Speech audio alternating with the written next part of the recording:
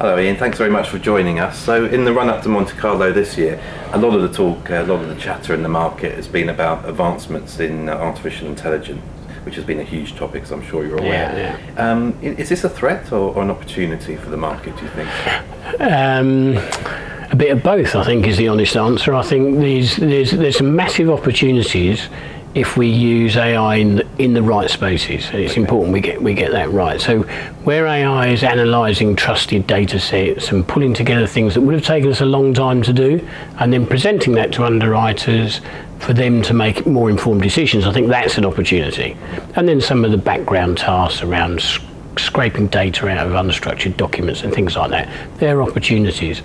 I think if we try and take that too far and go into automated underwriting type spaces, I think AI is a long way away from that at the moment.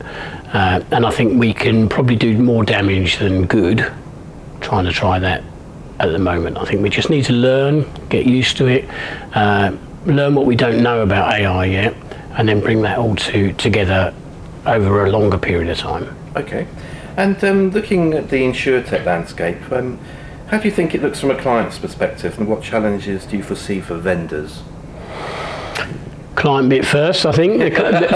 From a client perspective, I think it's really exciting. It's like kids in a toy shop, if you like. There are so many fantastic insurtechs out there with great ideas. I think the main problem that people have got is there are too many, and they're very fragmented in their approach. So if you look at the end-to-end life cycle of any part of the underwriting process, there's insurtechs that drop in and out all the way along the line, and we've got to find a way of pulling those all together or getting the right ones. And I think the problem is very similar for the actual insurtech themselves.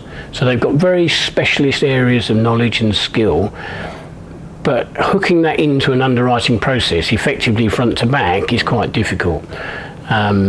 So that's the problem that both the clients and the market's got, very fragmented. How do I buy those? How do I manage those and pull them all together? It's quite difficult. So how is the AdvantageGo ecosystem a response to this challenge, both from a client and an insurtech perspective?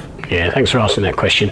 I think from a client perspective, we're trying to answer that question that I posed last time, which is around how do I build these components, put them together in a structured way. And I think what we're trying to do is take that problem away from our clients. Two sides of that problem, actually. One is how do I buy, put it together, as I said, and the other one is which one do I buy, and things. Not taking away the client's choice, but avoiding them have to invest in one, going a long way down the line, and then finding out that things have changed. And a great example is that AI conversation we had earlier on. There are new AI opportunities, and AI moves forward quite dramatically, month by month actually at the moment.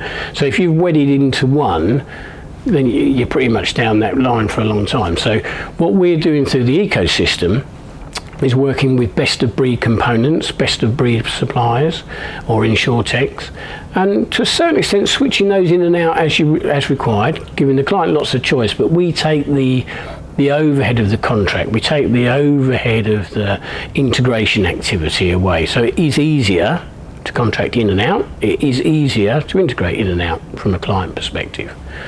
From an insurtech point of view, we're doing it the other way around. Okay. There'll be lots of, and there are lots of really smart answers to very point solutions, but it's very hard to sell that point solution to an individual client. You know, so I've got a great proposition, but I don't know how it fits in your technology stack.